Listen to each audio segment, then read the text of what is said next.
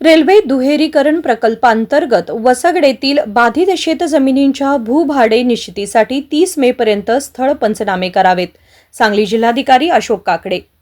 Pune Miraj Londa railway दुहेरीकरण प्रकल्पांतर्गत पलूस तालुक्यातील मौजे वसगडे येथील बाधित होत असलेल्या शेतजमिनीच्या भूभाडे निश्चितीसंदर्भात संयुक्तरित्या स्थळ पंचनामे करून तहसीलदारांनी 30 मे पर्यंत अहवाल सादर करण्याचे आदेश जिल्हाधिकारी अशोक काकडे यांनी दिले.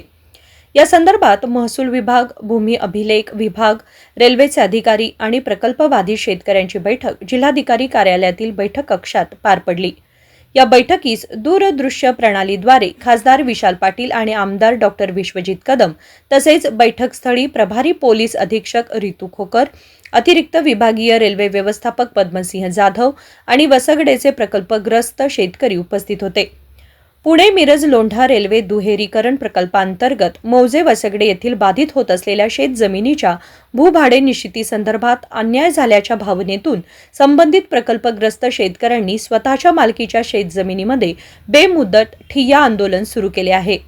या प्रकरणी मार्ग काढण्यासाठी ही तातडीने बैठक घेण्यात आली. यावेळी खासदार विशाल कदम व आमदार डॉक्टर विश्वजित कदम यांनी प्रकल्पग्रस्तांना न्याय देण्याच्या भूमिकेतून शासकीय यंत्रणांनी परस्पर समन्वयाने कार्यवाही करावी असे सूचित केले.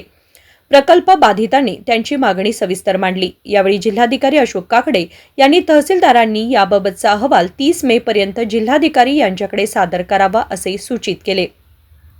नमस्कार, माझं नाव रजत रवींद्र पाटील.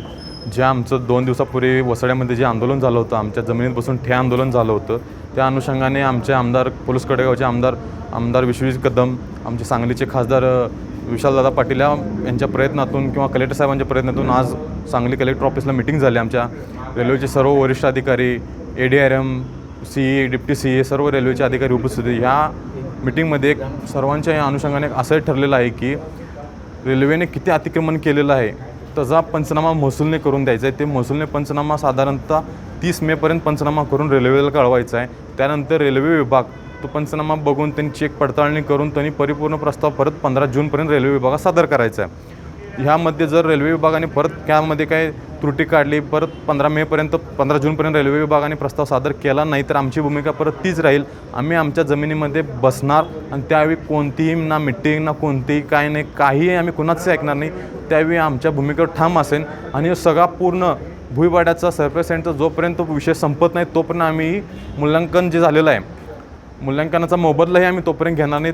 दोन्ही आम्ही सोबतच घेऊ याशी आमच्या सर्व शेतकऱ्यांची आज ठरलेल्या मत आहे. Bureau report, SBN Marathi, Sangli.